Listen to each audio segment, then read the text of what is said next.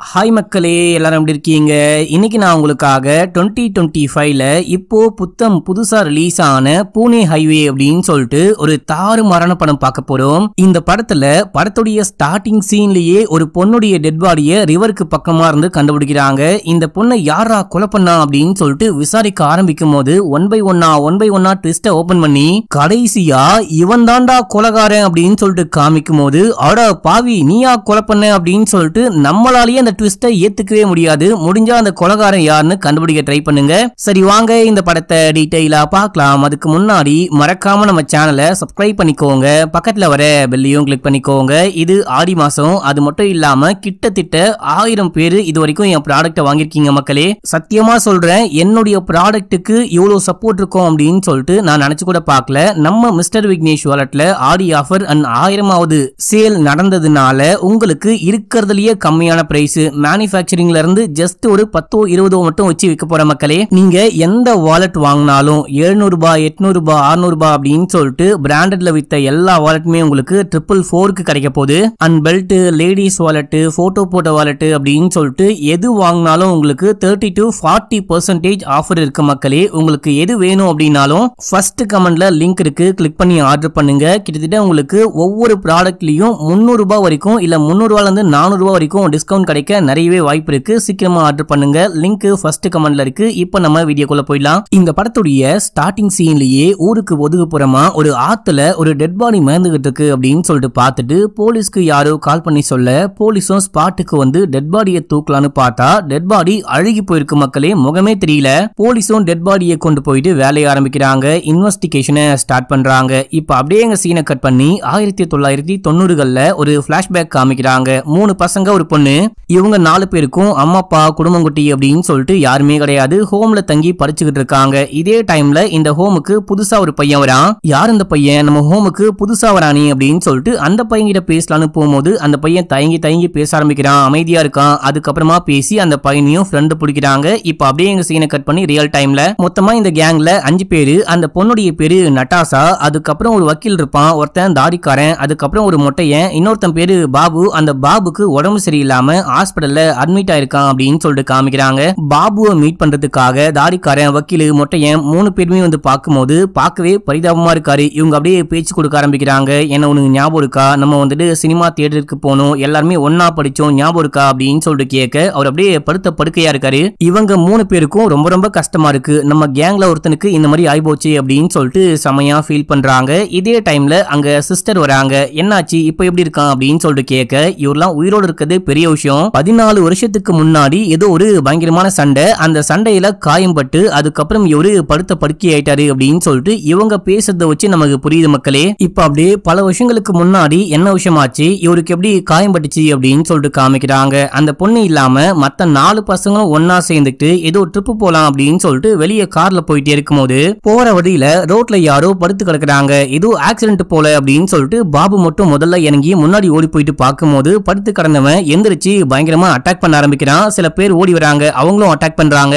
இவங்க எல்லாரும் காப்பாத்த ட்ரை பண்றாங்க. என்ன பண்றது அப்படின்னே தெரியாம முழிச்சுக்கிட்டு இருக்கும்போது வந்தவனுங்க சமயம் அடிச்சுட்டு அங்க இருந்து ஓட இந்த பாபு இருக்காரு பாத்தீங்களா, அவரு மயக்கமாறதுக்கு முன்னாடி மன்சேகருடைய ஆட்கள் அப்படின்னு சொல்லிட்டு ஒழுகிறாரு. இப்போ இந்த பசங்க எல்லாரும் உடனே போலீஸ்க்கு கால் பண்றாங்க. போலீஸ்லாம் ஸ்பாட்டுக்கு வந்து விசாரணை ஆரம்பிக்கும் போது இப்போ அந்த வக்கீல் இருக்கான் பாத்தீங்களா, அவன் சொல்றான் மன்சேகருடைய ஆட்கள் தான் பாபு அடிச்சாங்க அப்படின்னு சொல்லிட்டு பாபுவே சொல்லிட்டு கீழே வந்தான். சோ போலீஸ் விசாரிக்கும் போது நம்ம சொல்லலாம் அப்படின்னு சொல்லும் போது தாடிக்காரன் இப்போ தாடி இல்லாம இருக்கான், அவன் பேரு பிரமோத் மக்களே. தாடி இல்லாத தாடிக்காரன் என்ன சொல்றான் அப்படின்னா இல்ல நம்ம வந்துட்டு மன்சேகரை பத்தி சொல்லணும் அப்படின்னா கண்டிப்பா மன்சேகர் நம்மள போட்டு பொழந்துடுவான், அப்புறம் நம்மளே உரு தெரியாம காணாம போயிடுவோம். மன்சேகர் கிட்ட ஏதோ ஒரு விஷயத்த பாபு இதுக்கு முன்னாடியே ஆட்டைய போட்டான் அப்படின்னு சொல்லிட்டு எனக்கு தெரிய வந்து அதுக்கப்புறம் நான் தான் போயிட்டு அந்த ஆளு கையில கால உழாத குறையா கெஞ்சி இவனை கூட்டிட்டு வந்தேன். அப்பயே அவரு வான் பண்ணி அமிச்சாரு, இந்த பயவுள்ள மறுபடியும் கேட்காம ஆட்டைய போட்டான் போல, அதனாலதான் அந்த ஆளை வச்சு அடிச்சு விட்டாரு. நம்ம வந்துட்டு அவ்வளவு பெரிய ஆட்கள் கூட மோதவே கூடாது அப்படின்னு சொல்லும் போது கூடவே வந்துட்டு ஒரு மொட்டையன் இருப்பான், அவருக்கு லைட்டா மனநலம் பாதிக்கப்பட்டிருக்கும். அவர் எப்பயுமே கேமரா கையில வச்சுக்கிட்டே சுத்திக்கிட்டு இருப்பாரு.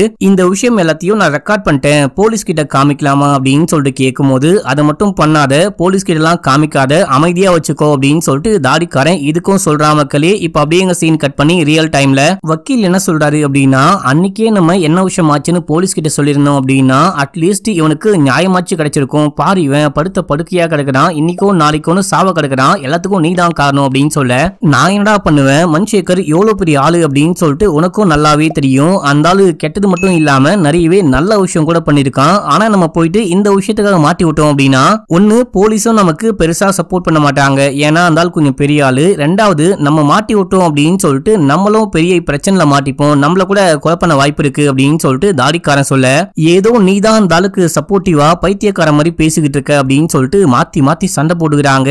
இந்த டைம்ல கூட அந்த மொட்டை ஃப்ரெண்ட் இருக்காரு பாத்தீங்களா, அவரு வீடியோ ரெக்கார்ட் பண்ணிட்டு இருக்காரு. சண்டை போட்டு அப்படியே கிளம்பிடுறானுங்க. அடுத்து அந்த கிரைம் சீன்ல காமிக்கிறாங்க. கிரைம் சீனுக்கு இன்ஸ்பெக்டர் வராரு. வந்தவரு சுத்தி முத்தி பாக்குறாரு, டெட் பாடி எல்லாம் பார்த்துட்டு இது கண்டிப்பா ஆட்டைய போட நடந்த கொலை மாதிரியே தெரியல, ப்ராப்பரா கொலை பண்ண மாதிரியே தெரியுது அப்படின்னு சொல்றாரு. எப்படி சொல்றீங்க அப்படின்னு சொல்லிட்டு கூட இருக்க அசிஸ்டன்ட் கேட்கும் போது, இது ஆட்டைய போடணும் அப்படின்றதுக்காக கொலை பண்ணிருந்தாங்க அப்படின்னா கண்டிப்பா கை கால்ல இருக்க செயின் வளையல் அப்படின்னு சொல்லிட்டு அதையும் கழட்டிட்டு போயிருப்பாங்க, அது எல்லாமே இருக்கு அப்படின்னும் போது வேற என்னமோ நடந்திருக்கு, கண்டுபிடிக்கணும் அப்படின்னு சொல்றாரு. இப்ப அப்படியே எங்க சீனை கட் பண்ணி இந்த 3 பசங்களையும் காமிக்கிறாங்க. இந்த 3 பேரும் கிளம்பி போயிட்டு நட்டாஷாவை மீட் பண்ண, நட்டாஷா அந்த வக்கீல தவிர தாடிக்காரன் மொட்டையன் அப்படின்னு சொல்லிட்டு இவங்க கிட்ட நல்லாவே பேசி பழகுறாங்க.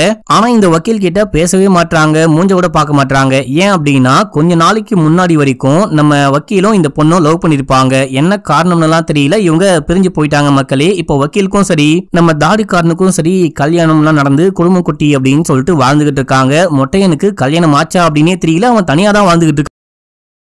இப்ப அப்படியே எங்க சீனை கட் பண்ணி ஃபாரன்சிக்ல காமிக்கிறாங்க. அந்த டெட் பாடியை ஃபாரன்சிக் டாக்டர் செக் பண்ணிட்டு போஸ்ட்மார்ட்டம் எல்லாம் பண்ணிட்டு இந்த பொண்ணு இறந்து கரெக்டா 4 நாள் இருக்க வாய்ப்பு இருக்கு அப்படின்னு சொல்றாரு. அது எப்படி அவ்வளவு கரெக்டா சொல்றீங்கன்னு கேட்க, இப்போ இந்த பொண்ணுடைய டெட் பாடி தண்ணிக்குள்ள இருந்துச்சுல்ல மக்களே, தண்ணிக்குள்ள இருக்கும் போது மனுஷனுடைய பாடி எப்படி ரியாக்ட் ஆகும், அதுல எப்படி அந்த கிருமிகள் அதுக்கப்புறம் மற்ற விஷயங்கள்லாம் வளரும் அப்படின்னு சொல்லிட்டு அதை வச்சுதான் சொல்றாராம். இப்ப அப்படியே எங்க சீனை கட் பண்ணி தாடிக்காரனை காமிக்கிறாங்க. இவன் போயிட்டு ஒரு ஓரமா உட்கார்ந்துட்டு ஏதோ யோசிச்சுக்கிட்டு இருக்கான். இவன் இங்க வந்ததுல இருந்தே கொஞ்சம் கூட சரியே கிடையாது அப்படின்னு சொல்லிட்டு வக்கீல் போயிட்டு என்ன மச்சான் பிரச்சனை அப்படின்னு சொல்லிட்டு கேட்கும்போது, பிரச்சனை எல்லாம் ஒண்ணுமே கிடையாது அப்படின்னு சொல்ல, என்ன பொண்டாட்டி கூட ஏதாவது சண்டையா அப்படின்னு சொல்லிட்டு கேட்கும்போது அந்த மாதிரிலாம் ஒண்ணுமே இல்ல அப்படின்னு சொல்றாரு. அப்படின்னா மோனா ஏதாவது சில்மிஷம் பண்றாளா அப்படின்னு சொல்லிட்டு மொட்டையை கேட்கும்போது, சேச்ச அப்படிலாம் ஒண்ணுமே கிடையாது அப்படின்னு சொல்லிட்டு ஜாலியா பேசி சிரிச்சுக்கிட்டு இருக்காங்க. மோனா யாரு அப்படின்னா ஸ்டார்டிங் சீன்ல மான்சேகர் அப்படின்னு சொல்லிட்டு ஒரு பெரிய ஆளை பத்தி சொன்னாங்க பாத்தீங்களா, அந்த மான்சேகருடைய பொண்ணு தான் மோனா மக்களே. மோனாக்கு தான் இப்ப இவரு பாடி கார்டா இருந்துகிட்டு இருக்காரு.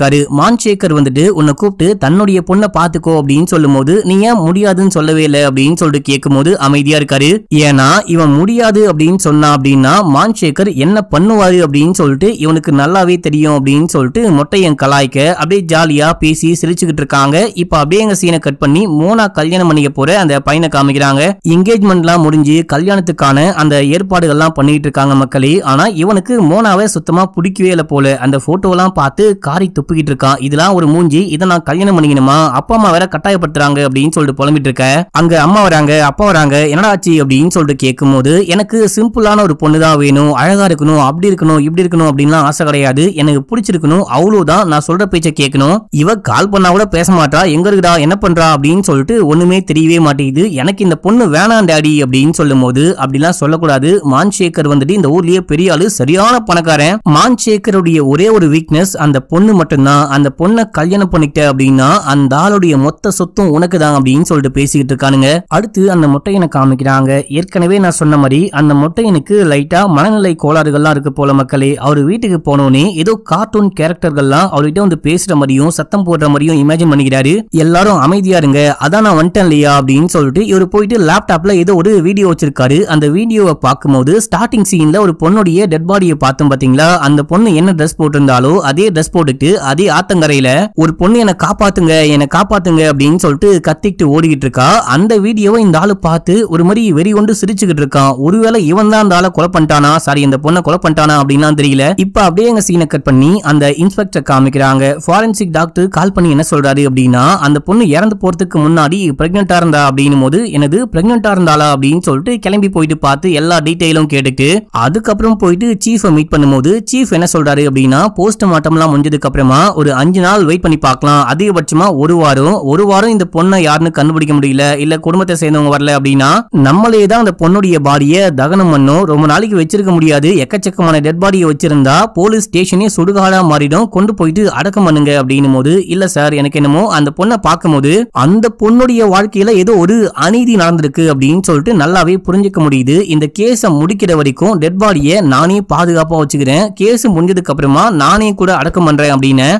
இது என்னையா புது கதையா இருக்கு, இந்த மாதிரிலாம் பண்ண முடியாது தெரியும்ல அப்படின்னும் போது, தெரியும் சார் இதுக்கு மட்டும் ஸ்பெஷல் பெர்மிஷன் வேணும் ப்ளீஸ் ப்ளீஸ்னு கேட்கும் போது, சரி ஓகே இந்த கேஸுக்கு மட்டும்தான், அதுவும் உனக்கு ஒரு வாரம் மட்டும் டைம், அதுக்குள்ள நீ இந்த டெட் பாடியை அடக்கம் பண்ணும், இந்த கேஸையும் முடிக்கணும் அப்படின்னும் போது, கண்டிப்பா அப்படின்னு சொல்லிட்டு டெட் பாடியை கொண்டு போயிட்டு அவருக்கு தெரிஞ்ச ஃப்ரெண்டு ஐஸ் ஃபேக்டரி வச்சிருக்காரு, அங்க வந்துட்டு அப்படியே பத்திரமா வச்சுக்கிறாரு. இப்ப அப்படியே எங்க சீனை கட் பண்ணி தாடிக்காரனை காமிக்கிறாங்க. தாடிக்காரன் எனக்கு ஒரு வாரம் லீவ் வேணும் அப்படின்னு சொல்லிட்டு கேட்டு வந்திருப்பான். லீவ் முடிஞ்சு வீட்டுக்கு போக அந்த மாப்பிள்ளையுடைய அப்பா வந்திருக்காரு. கல்யாண பேச்சுக்கெல்லாம் பேசிட்டு அங்க இருந்து கிளம்ப, அப்போ மான்சேகர் என்ன சொல்றாரு அப்படின்னா, 10 நாளைக்கு முன்னாடி நீ கிளம்புன இல்லையா, அதே டைம்ல என்னுடைய பொண்ணும் இந்த மாதிரி நான் ஒரு ஆன்மீக பயணம் போறேன் அப்படின்னு சொல்லிட்டு கிளம்புனா உனக்கும் நல்லாவே தெரியும், உன்கிட்ட சொல்லிட்டு போனா இல்லையா, அதுக்கப்புறம் ஆளையே காணும், எங்க போனானே தெரியல, கால் பண்ணாலும் எடுக்கவே மாட்டா, கடைசியா வாட்ஸ்அப்ல மட்டும் நான் வந்துகிட்டு இருக்கேன் அப்படின்னு சொல்லிட்டு மெசேஜ் பண்ணா, அதுக்கப்புறம் ஆளையே காணும், எங்க போனானே தெரியல, உனக்கு கால் பண்ணி பேசினாலா அப்படின்னு சொல்லிட்டு கேட்கும் போது, தெரியல அங்கிள் எங்க போனாங்கன்னா தெரியல, போறேன் அப்படின்னு சொல்லிட்டு போனாங்க,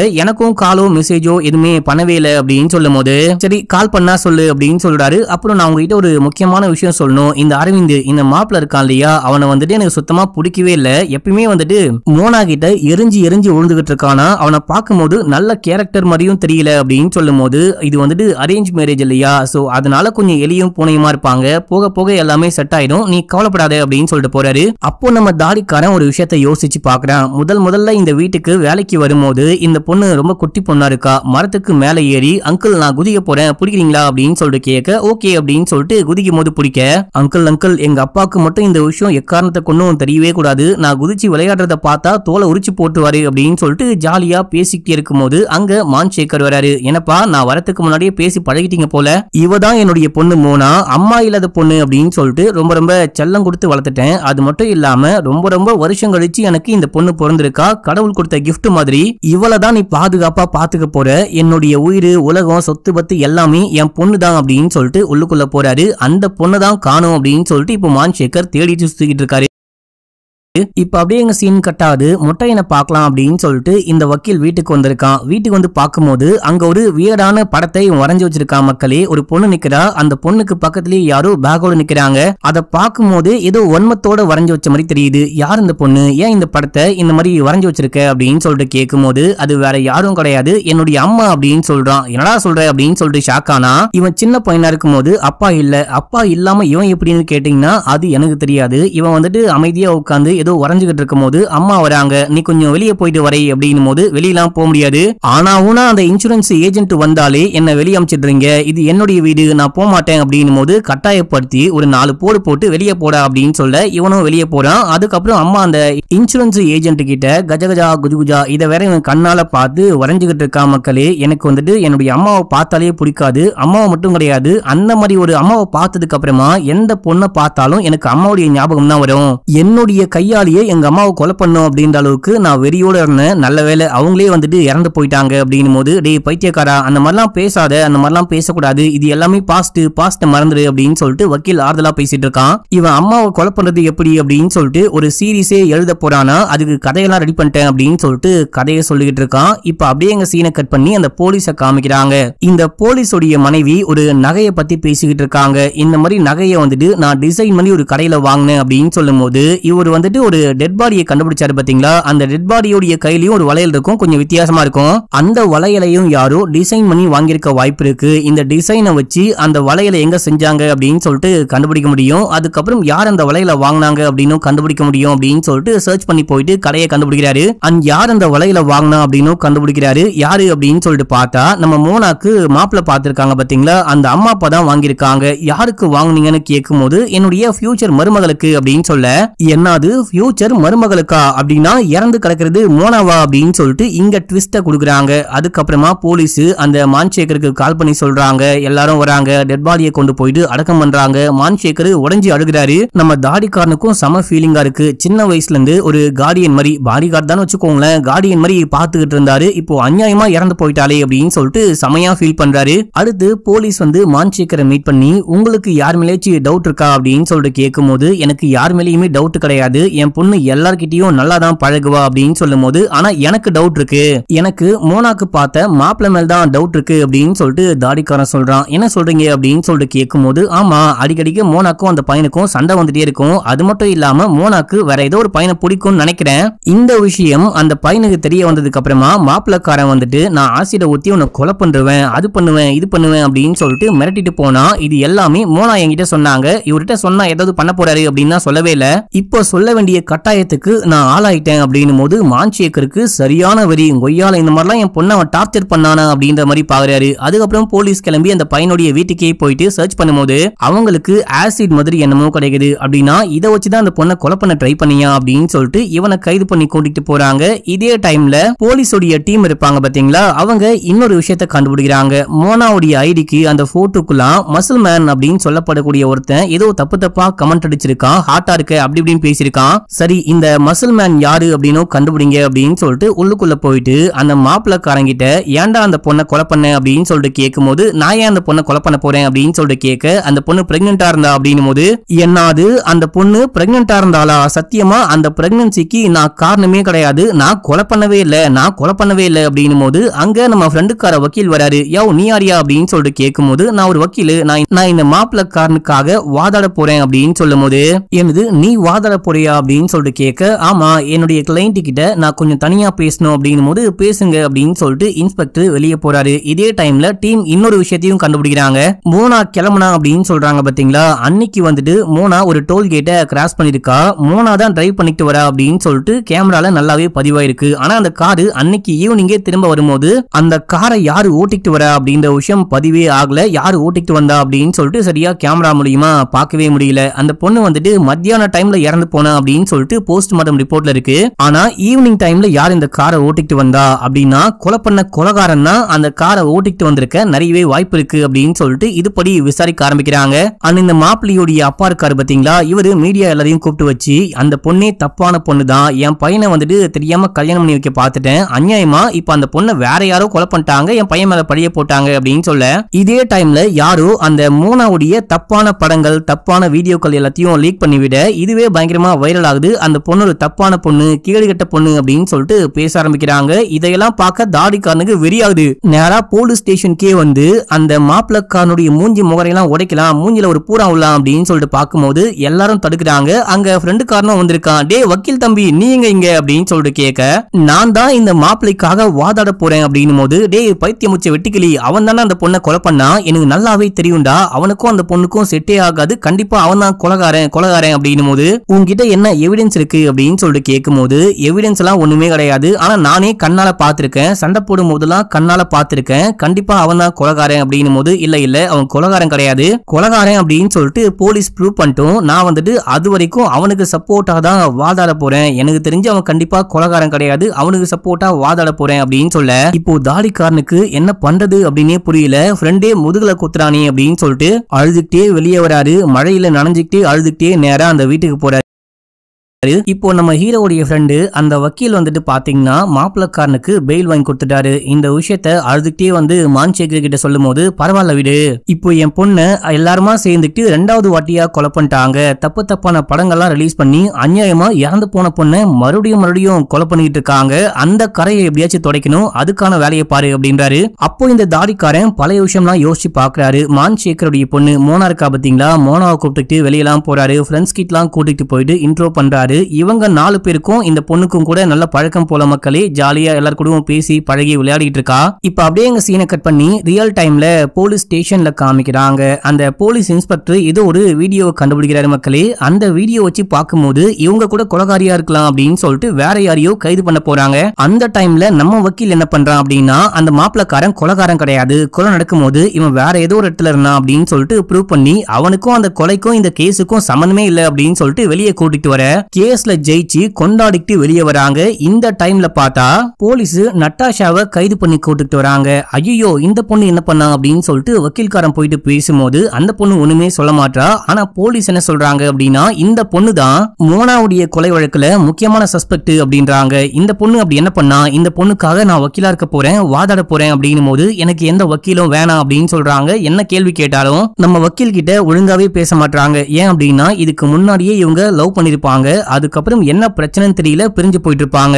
இவரு எவ்வளவோ பேசி பாக்குறாரு, இந்த பொண்ணுக்கு மென்டலி சில ப்ராப்ளம்லாம் இருக்கு, அதான் இந்த மாதிரி லூசுத்தனமா பேசிக்கிட்டு இருக்கா, தயவு செஞ்சு இந்த பொண்ணு சொல்ற எதையும் கண்டுக்காதீங்க அப்படின்னும் போது நான் பைத்தியம் கிடையாது, இவன் தான் பைத்தியம், இவன் என்னுடைய கேஸ விசாரிக்கணும் அப்படின்னு சொல்லிட்டு எந்த அவசியமும் கிடையாது அப்படின்னு சொல்லும் போது ஒரே ஒரு செகண்ட் வெயிட் பண்ணுங்க, நான் ஒரு கால் பேசிட்டு வந்துடுறேன் அப்படின்னு சொல்லிட்டு வெளியே போயிட்டு தாடிக்காரனுக்கு கால் பண்ணி டே நட்டாஷாவை போலீஸ் கைது பண்ணிட்டாங்க, அதுவும் அந்த பொண்ணு பைத்தியம் மாதிரி பேசிக்கிட்டு இருக்கா, என்னையும் வாதாட விடவே மாட்டா, என்ன பண்ணலாம் அப்படின்னு சொல்லிட்டு கேட்கும் போது நீ ஏதாவது பண்ணு, அவளை காப்பாத்தணும் ப்ளீஸ் அப்படின்னும் போது நான் பாக்குறேன் அப்படின்ட்டு போறாரு. இப்ப அப்படியே இந்த வக்கீல் உள்ளுக்குள்ள போயிட்டு எப்படியோ பேசி சமாளிச்சு நான் இங்கேயே உட்கார்ந்துகிட்டு இருக்கேன், எது விசாரிக்கணும் அப்படின்னாலும் எனக்கு முன்னாடியே வச்சு விசாரிங்க அப்படின்னும் போது போலீஸும் விசாரிக்க ஆரம்பிக்கிறாரு. நீ எதுக்காக மோனாவை கொலை பண்ண அப்படின்னு சொல்லிட்டு கேட்கும் போது ஐயா நான் எதுக்குயா மோனாவை கொலை பண்ண போறேன் அப்படின்னும் போது இங்க பாரு நீ கண்டிப்பா கொலை பண்ணிருக்க வாய்ப்பு இருக்கு அப்படின்னு சொல்லிட்டு எங்களுக்கு நல்லாவே தெரியும், மோனாவுடைய போன்ல ஒரு வீடியோ இருக்கான், நட்டாஷா மோனா ரெண்டு பேரும் சண்டை போட்டுக்கிறாங்க, அப்போ நட்டாஷா வந்துட்டு மோனாவை நான் உன்னை கொலை பண்ணாம விட மாட்டேன், கொலை பண்ண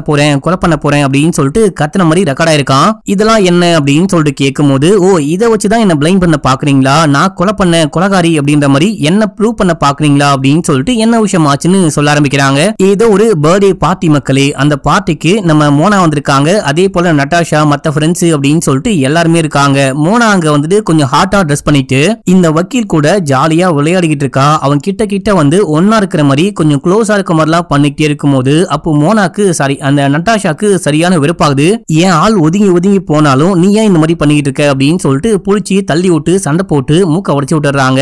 அடியே பைத்தியம் முடிச்ச பட்டாம்பூச்சி என்னடி பண்ணிட்டு இருக்க அப்படின்னு சொல்லிட்டு இந்த பொண்ணையும் தடுக்கிறாங்க. இது எல்லாத்தையும் யாரோ வீடியோ ரெக்கார்ட் பண்ணாங்களா இல்ல மோனாவே ரெக்கார்ட் பண்ணி வச்சுக்கிட்டாங்களா அப்படின்னு சொல்லிட்டு எதுவுமே தெரியல. ஆனா மோனாவுடைய போன்ல இந்த வீடியோ இருந்திருக்கும். இந்த சம்பவத்துக்கு அப்புறம் தான் உனக்கும் மோனாக்கும் ஏதோ ஒரு கனெக்ஷன், நீ வந்துட்டு என்ன தவிர மத்த எல்லா பொண்ணுங்க கூடயும் நல்லாவே பழகுற அப்படின்னு சொல்லிட்டு நம்ம நட்டாஷா பிரிஞ்சு போயிட்டு இருப்பாங்க. இந்த விஷயம் தான் ஆச்சு. அன்னைக்கு வந்துட்டு நான் குடிபோதையில இருந்தேன், அந்த பொண்ணும் குடிபோதையில இருந்தா, மாத்தி சண்டை போட்டுக்கிட்டோம், இது ஒரு கோவத்துல வந்த விஷயம், கோவத்துல நான் கொலை பண்றேன் அப்படின்னு சொன்னேன், மத்தபடி ஒண்ணுமே இல்ல அப்படின்னும் போது போலீஸ் நம்ப மாட்டாரு. இல்ல நீயே உன் வாயால கொலை பண்ணுவேன் அப்படின்னு சொல்லிருக்க, இதை வச்சே உன்னை கைது பண்ண முடியும், சரி ஓகே உனக்கு ஒரு கடைசி வாய்ப்பு கொடுக்குறேன், நீ வந்துட்டு குறிப்பிட்ட இந்த தேதி இந்த மோனா கொலை செய்யப்பட்டாங்க அப்படின்னு சொல்றாங்க பாத்தீங்களா, அந்த டைம்ல எங்க இருந்த அப்படின்னு சொல்லிட்டு கேட்கும் போது அமைதியா இருக்காங்க. ஏமா அதை மட்டும் சொல்லுமா, நான் உன்னை வெளியே கூட்டு போறேன் அப்படின்னும் போது மதிக்கவே மாட்டா. சரி ஓகே அப்படின்னா நீ தான் கண்டிப்பா கொலை பண்ணிருக்க வாய்ப்பு இருக்கு, நீ வந்துட்டு ஒரே டைம்ல ரெண்டு இடத்துல இருக்க முடியாது, மாறி இருக்கவும் முடியாது, நீ தான் கொலை பண்ண அப்படின்னு சொல்லிட்டு கைது பண்ணி உள்ளுக்குள்ள போட்டுறாங்க. இது மட்டும் இல்லாம இதே டைம்ல இந்த பொண்ணு அரெஸ்ட் பண்ணிட்டாங்க பாத்தீங்களா, இந்த பொண்ணுடைய ஃப்ரெண்ட்ஸையும் விசாரிக்கணும் அப்படின்னு சொல்லிட்டு ஒன் பை ஒன்னா வீட்டுக்கு போயிட்டு விசாரிக்கும் போது அந்த மொட்டையினுடைய வீட்டுக்கு போனா வீடே வியர்டா இருக்கு, லேப்டாப் போனு அப்படின்னு சொல்லிட்டு எல்லாமே செக் பண்ணி பார்க்கும்போது ஏதோ ஒரு பொண்ணை டார்ச்சர் பண்ணி கொலை பண்ற மாதிரி இவன் வீடியோ ரெக்கார்ட் பண்ணி வச்சிருக்கான். அந்த வீடியோல இருக்கிறது வேற யாரும் கிடையாது மோனா தான் அப்படின்னு சொல்லிட்டு போலீஸே பார்த்து ஷாக் ஆயிட்டு அட பாவி நீ தான் கொலை பண்ணியா அப்படின்னு சொல்லிட்டு இவனை கைது பண்ணி தூக்கிட்டு போறாங்க. அந்த வீடியோ ஃபுட்டேஜ் அப்படின்னு சொல்லிட்டு எல்லாத்தையும் கொண்டு போறாங்க. இதே டைம்ல நம்ம வக்கீல் மறுபடியும் ஸ்டேஷனுக்கு போறாரு. யோ என்னையா இந்த கேஸ்ல நான் யாருமெல்லாம் சந்தேகப்பட்டு கைது பண்றனோ எல்லாருக்குமே நீயே வாதாட வரேன் அப்படின்னு சொல்ற, இதெல்லாம் நியாயமா அப்படின்னு சொல்லிட்டு கேட்கும்போது சார் அவன் கொஞ்சம் குழந்தை மாதிரி, அவன் கொலை பண்ணலாம் வாய்ப்பே கிடையாது, அவனை நீங்க பொறுமையா விசாரிங்க உங்களுக்கே எல்லாமே புரியும் அப்படின்னு சொல்லிட்டு உள்ள போயிட்டு விசாரிக்க ஆரம்பிக்கும் போது இது எல்லாமே படத்துக்கான ஷூட்டிங், இவன் ஒரு ஷார்ட் பிலிம் அதுக்கப்புறம் குறும்படம் இந்த மாதிரி சில பல விஷயங்கள்லாம் எடுக்க போறேன் அப்படின்னு சொல்லிட்டு அதுக்காக மோனாவை கூட்டிட்டு போயிட்டு ரெக்கார்ட் பண்ணானா.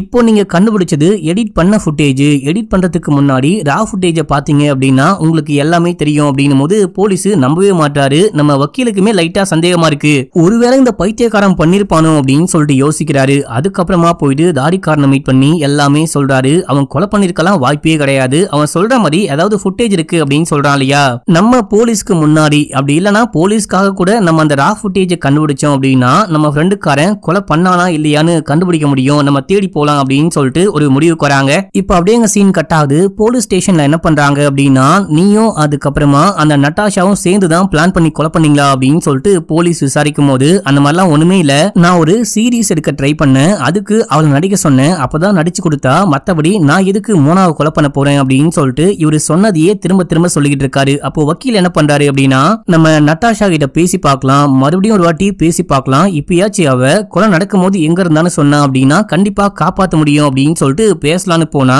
அவங்க மதிக்கவே மாட்டாங்க. இந்த ஆளு வெறி ஆயிட்டு கிளம்பிட்டாரு. அடுத்து தாடிக்காரனை காமிக்கிறாங்க.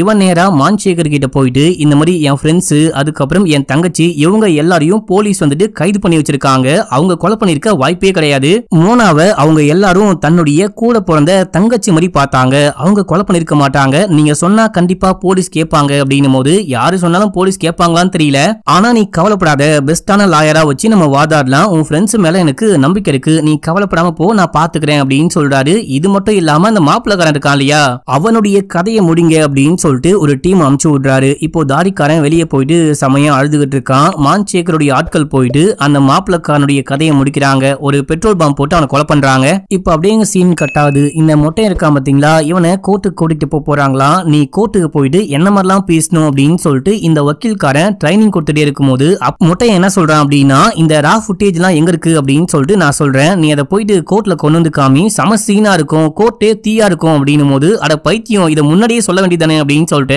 வக்கீல் மொட்டையனுடைய வீட்டுக்கு போயிட்டு தேடி பார்க்கும்போது அந்த ரா ஃபுட்டேஜ் எல்லாம் கிடைக்குது. அதெல்லாம் கொண்டு வந்து பிளே பண்ணி பார்க்கும்போது நீங்க வந்துட்டு ஆக்டிங் பண்ணுங்க, இந்த மாதிரி பண்ணுங்க, அந்த மாதிரி பண்ணுங்க அப்படின்னு சொல்லிட்டு பேசிட்டு இருக்காங்க. இப்போ கட் பண்றதுக்கு முன்னாடி ரா ஃபுட்டேஜ்ல ஆக்ஷன் இருக்கும் பாத்தீங்களா, அந்த மாதிரி எல்லா விஷயமும் பக்காவா ரெக்கார்டா இருக்கு, கண்டிப்பா இது வந்துட்டு ஒரு ஷூட்டிங் தான் அப்படின்னு சொல்லிட்டு கன்ஃபார்ம் பண்றாங்க. ஆனா இதுல வக்கீலுக்கு, தாடிக்காரனுக்கு, போலீஸ்க்கு அப்படின்னு சொல்லிட்டு எல்லாருக்கும் புரியாத விஷயம் என்ன அப்படின்னா, மோனா வந்துட்டு எங்க இறந்து கிடந்தாங்களோ அதே ஸ்பாட்ல தான் இவங்க ஷூட்டிங்க்கு போயிருக்காங்க. இந்த இடத்துக்கு நீ எதுக்கு அந்த பொண்ணை கூட்டு போன, இந்த இடம் உனக்கு எப்படி தெரியும் அப்படின்னு சொல்லிட்டு கேட்கும்போது, மோனா தான் என்ன கூட்டிட்டு போனா, இந்த இடம் எப்படி தெரியும், நல்லாவே இருக்கு அப்படின்னு சொல்லிட்டு கேட்கும்போது, என்னுடைய பாய் ஃப்ரெண்டும் நானும் அடிக்கடிக்கு இங்க தான் வருவோம், அவன் தான் எனக்கு இந்த இடத்த பத்தி சொன்னான் அப்படின்னு சொன்னா, நான் பாய் ஃப்ரெண்டை பத்தி கேட்டேன், அவ ஒண்ணுமே சொல்லவே இல்லை அப்படின்னு சொல்லும் போது, அப்படின்னா யாருக்கும் தெரியாம மோனாக்கு ஒரு பாய் ஃப்ரெண்ட் இருந்திருக்கான் அப்படின்னு சொல்லிட்டு கண்டுபிடிக்கிறாங்க. அந்த பாய் ஃப்ரெண்டு கூட இந்த பொண்ணை கொலை பண்ணிருக்க வாய்ப்பு இருக்கு அப்படின்னு சொல்லிட்டு அதுக்கான இன்வெஸ்டிகேஷன்லயும் இறங்குறாங்க. இதே டைம்ல ஒருத்தன் வந்துட்டு நம்ம வக்கீலுக்கு கால் பண்ணி ஒரு முக்கியமான விஷயம் பேசணும் அப்படின்னும் போது அந்த நபரை போயிட்டு மீட் பண்ணா, அந்த நபர் கூட தான் நம்ம நட்டாஷா வந்துட்டு ஒரு கள்ள உறவுல இருக்காங்க போல.